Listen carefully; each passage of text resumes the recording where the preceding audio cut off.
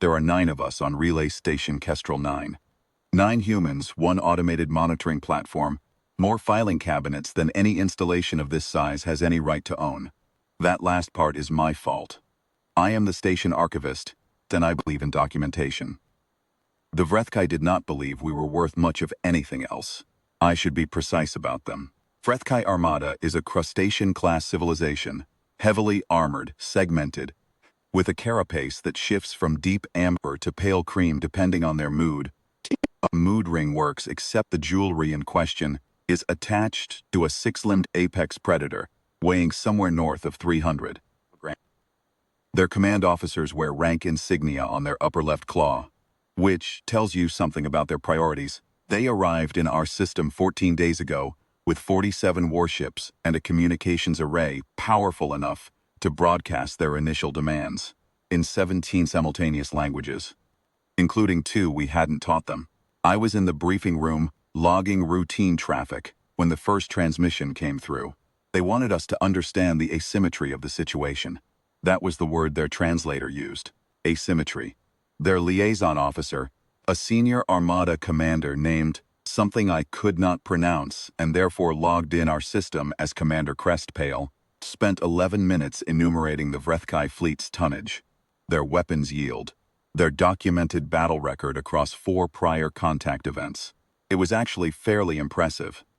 I took notes, cross-referenced their claimed engagement data against 2 open-source galactic registries we subscribed to, found 3 minor discrepancies that were probably rounding errors, and flagged them in a footnote. Then Commander Crestpale asked, with what I can only describe as theatrical patience, how many were assigned strikes to Kestrel 9. Our station commander, Lieutenant Yusuf Merrick, gave him the number, 9. There was a pause on the transmission, then what I assume was laughter. A rapid percussive clicking that cycled through several of the officers on the bridge behind Commander Crestpale. The commander himself produced a slower, more deliberate version of the same sound. His carapace went a very light cream. Then he asked about our defensive assets. Merrick told him about the monitoring platform. 1 unit, automated, primarily used for tracking debris fields and logging long-range sensor data. He did not volunteer additional information because Merrick is the kind of officer who answers the question asked and nothing more. More clicking. Crestpale said something to a subordinate off-screen that our translator rendered as, "They have sent a clerk and a weather vane." This produced a considerable amount of clicking. Crestpale's carapace went almost entirely cream. I noted the idiom in my log, filed it under cultural reference, dismissive, and continued taking minutes. The formal terms of cessation arrived the next morning, transmitted in triplicate in the Vrethkai standard treaty format. It was a thorough document, 41 pages, attachment schedule, 3 annexes, and a certification of receipt requirement on page 39. I read the whole thing, flagged 7 clauses that conflicted with Galactic Compact Registry standards the Vrethkai themselves had ratified, and sent a polite acknowledgement note requesting clarification on the discrepancies. I should note that the discrepancies were not minor. Clause 14 required the receiving party to surrender all monitoring assets, without registry exception, directly contradicted Article 7 of the Compact's Asset Transfer Protocol that the Vrethkai had co-signed. Clause 27 used a jurisdiction designation that hadn't been valid since a boundary revision 2 years prior, and the certification on page 39 asked for a signature from a station commanding officer of Class 3 designation or above, which is a Vrethkai rank structure entirely inapplicable to human installations. I flagged all of it, politely, with the relevant reference numbers. It is possible that no one had ever responded to their terms of cessation with footnoted citations before. I have no way of knowing. Commander Crestpale requested a live session. We held it in the briefing room. I sat at the far end of the table because that's where the secondary terminal is, and I had a great deal of filing to do.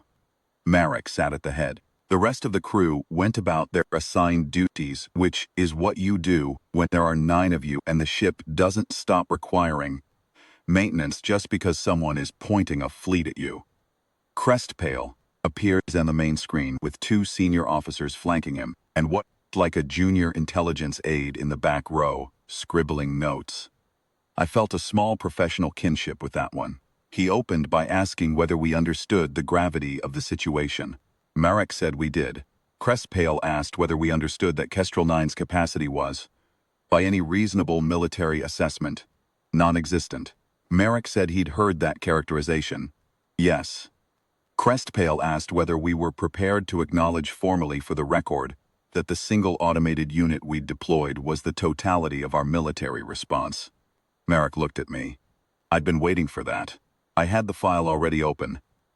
I picked up the single-page summary I'd printed 20 minutes before the session started, walked it to the head of the table, and set it down in front of the screen without saying anything. Then I walked back to the secondary terminal, sat down, and went back to my filing. Marek read it once, set it down where Crestpale could see it through the screen's lower camera, and waited. What I had printed was the official asset manifest for Relay Station Kestrel 9, filed in galactic registration format. The Vrethkai Armada had co-signed the mandate requiring all recognized parties to maintain updated registries in that exact format 3 years prior. It was their own paperwork. I am very fond of that detail. The monitoring platform appeared on the manifest under its official classification. Class 1 probe unit, juvenile reconnaissance configuration. Asset tier, expendable forward element. Notes field, pre-deployment survey unit. Limited independent function, not to be counted toward active defensive capacity. Below that, in the parent asset registry field, the Vrethkai format requires to be completed for all juvenile and probe class units, were 14 entries, 14 vessels. Category Apex designation, deep silence transit mode, which means no active emissions, no transponder pings, no detectable drive signature unless they choose to have one. Current status on each entry, en route, standing watch. I had filed the manifest update the same morning. I logged the Vrethkai fleet's arrival. It's standard procedure. You deploy a forward element into a contact zone, you update the registry. It would have been sloppy not to. Crestpale read it. His carapace, which had been comfortably light throughout the session, did something I hadn't seen before. It went through cream, through amber, and then settled into a dark, muddy brown I found difficult to classify. I made a note to look up the chromatic range for Vrethkai threat response states. When I had a moment, he read it again. His aide was no longer writing anything. Crestpale asked, very carefully, what deep silence transit mode implied about detection range. Marek considered this. It implies, he said, that you haven't detected them. Crestpale asked how long Category Apex vessels had been in the system. Marek said he wasn't certain that information was in the manifest. It wasn't. I had not put it in the manifest because the manifest only requires current status, not deployment history. Vrethkai format did not ask for it. I had simply filled in every required field accurately and completely.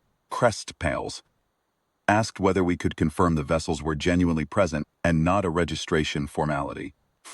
Marek said he could not confirm anything about assets that were not Kestrel 9's to speak for. There was a long pause. Not the theatrical kind, from the day before. This one had a different texture. The aide in the back row had put down his pen entirely.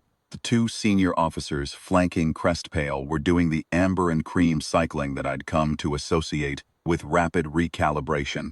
Crestpale asked, in a tone that had lost all of its earlier percussion, whether we would be transmitting any response to the terms of cessation.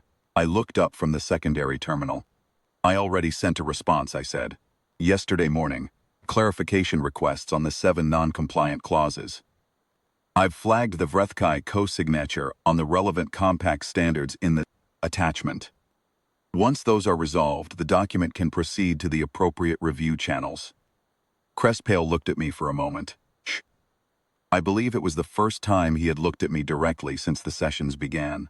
Then he asked whether a stamped copy of the manifest was available for the Vrethkai's own records. I had one ready. I had printed 2, in case. Passed it to Marek, who held it up to the screen. Standard procedure. The live session ended 11 minutes later, by mutual agreement, pending the Vrethkai legal team's review of the outstanding compliance issues. Commander Crestpale's carapace was the color of old clay when he signed off. I filed the session transcript, updated the contact log, and started a fresh incident folder. 9 humans, 1 practice drone, and 14 ships that hadn't announced themselves yet. Chins. It's the kind of situation that generates quite a bit of paperwork.